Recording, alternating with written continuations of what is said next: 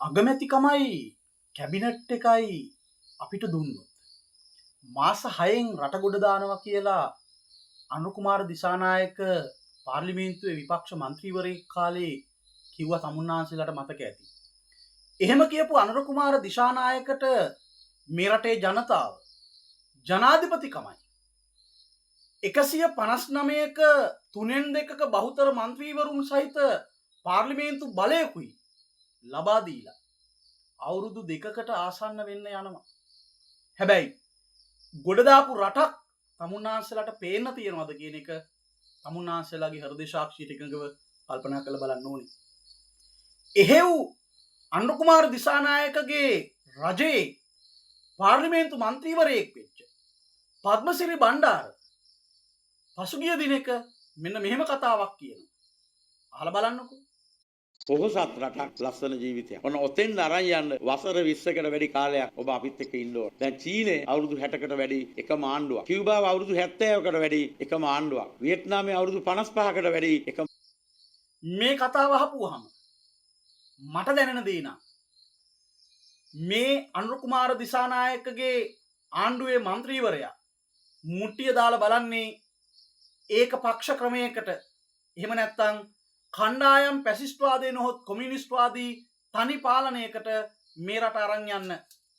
අමතක කරන්න එපා වතාවන් දෙකකදී ආයුධ සන්නද්ධ අරගලයකින් බලහත්කාරයෙන් මේ රටේ බලය අල්ලන්න උත්සාහ කරපු ත්‍රස්තවාදී කණ්ඩායමක්.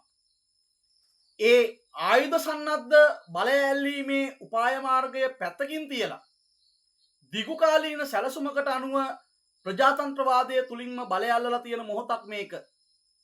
සමහරු හිතන් ඉන්නවා ගෝඨාභය රාජපක්ෂ මහත්තයාට වාගේ ආර්ථික අහේනියක් රට තුල ඇති වුනහම ජනතාව තුලින් ඒ ආර්ථික අහේනිය හේතු කොටගෙන රජයට එරෙහිව ජනාධිපතිවරයාට එරෙහිව අරගලයක් දියත් වුනහම ගෝඨාභය රාජපක්ෂ දාලා ගියා වාගේ අනුකුමාර දිසානායක හෝ වේවා එයාගේ ආණ්ඩුවේ ඉන්න වෙනත් മന്ത്രിවරු වේවා මේ රජය දාලා වෙනත් පාර්ශවයකට සාධාරණ ව්‍යවස්ථානුකූල බලහුමාරුවක් සිද්ධ වේවි කියලා ගොඩක් අය බලාගෙන ඉන්නවා.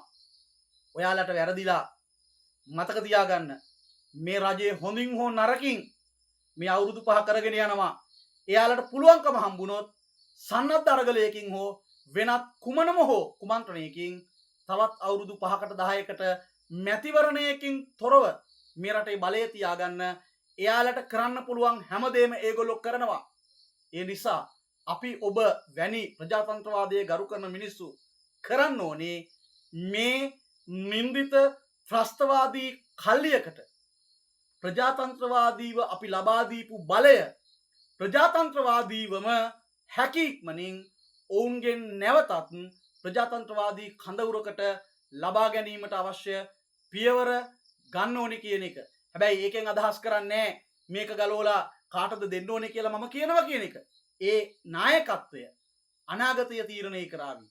හැබැයි ප්‍රජාතන්ත්‍රවාදය වෙනුවෙන් සියලු දේශපාලන පක්ෂ ભેද පැත්තකින් තියලා හැමෝම එකතු වෙලා මුලින්ම මේ කණ්ඩායම් පැසිස්ට්වාදයට රට අරගෙන යන්න හදන අනුකුමාර ප්‍රමුඛ ජාතික ජනබලවේගයෙන් ප්‍රජාතන්ත්‍රවාදය රැක ගැනීම වෙනුවෙන් සියලුම ප්‍රජාව එකතු වෙන්න ඕනේ. ඊට පස්සේ අපට පුළුවන් නැවත තම තමුන් විශ්වාස කරන දේශපාලන මතය අනුව තම තමුන් විශ්වාස කරන නායකයෙක් තෝරගෙන තම තමුන් විශ්වාස කරන පිරිසකට බලය ලබා දෙන්න අපට හැකියාව ලැබෙනවා.